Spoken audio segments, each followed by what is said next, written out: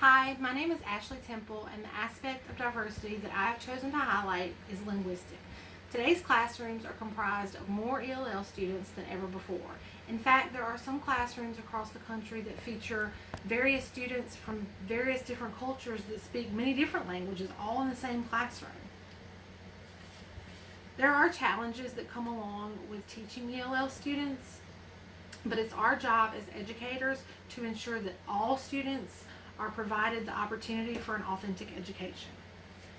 Some of the challenges we face when teaching ELL students is the lack of parental support, because oftentimes the students who do not speak English, their parents also do not speak English, so the teacher is unable to communicate with them and receive help from them.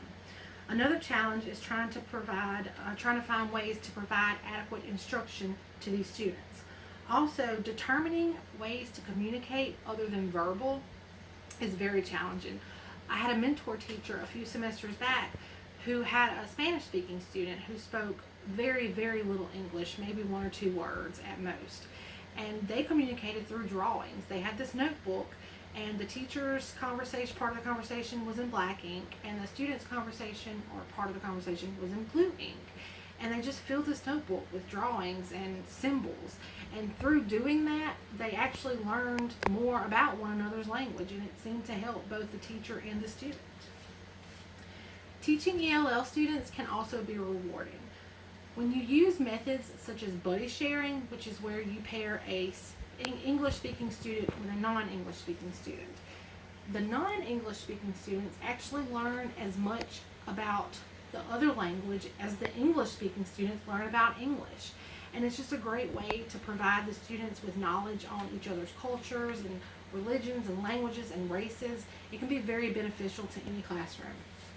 It's also rewarding because the teacher learns from it. You have to take on the role of being the key communicator with the student, and you're learning so much about them and their language and their culture.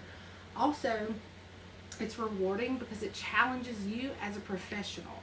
Sometimes our jobs and our school, it can become routine and boring. And when you're challenged on a daily basis, it keeps things fresh and new, and it keeps you thinking on your toes. Also, it helps to build your humanity. When teaching ELL students, you have to develop patience and empathy and sympathy and compassion, and it really just helps you become a better, well-rounded adult and person. There are ways to ensure inclusivity for your ELL students. One way is to make sure that you differentiate the lessons for them. Another way is to remember to ensure that your classroom environment is inviting and welcoming for all students. A mentor teacher I had a few semesters back actually had a Spanish speaking student and a Korean speaking student. And when she put a quote up or a poster, with a positive message on it, she did it in English, Korean, and Spanish. It's just a way of saying, hey, we care about you too. Another thing to remember is that you need to learn as many phrases and words in their native language as possible. This not only helps with communication between you and that student, but it also shows the student that you care enough to take the time to learn their language.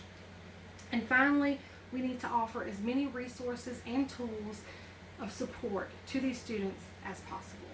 I hope this was insightful, and I hope you learned something. Thank you.